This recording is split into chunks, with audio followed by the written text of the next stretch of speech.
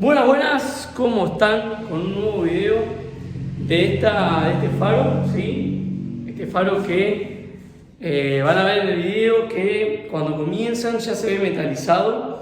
¿Y qué me había pasado?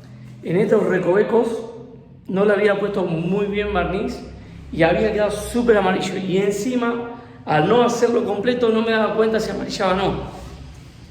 Acá lo tienen, súper blanco, ya está totalmente barnizado.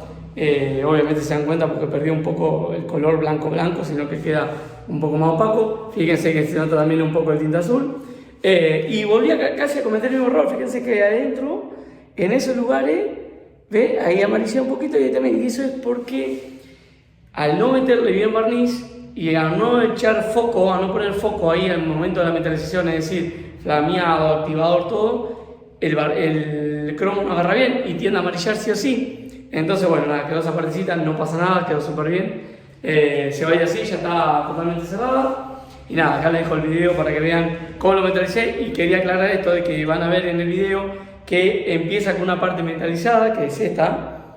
Y bueno, después la hago completa por una cuestión de ver si amarillea o no, porque no me daba cuenta. Y en realidad es que había errado casi toda la parte ahí. Toda esta parte la había pintado mal. Entonces parecía que estaba súper amarillo. Así que nada, acá está, quedó muy bien. Van a ver en el video cómo queda, ya está totalmente cerrada con barniz.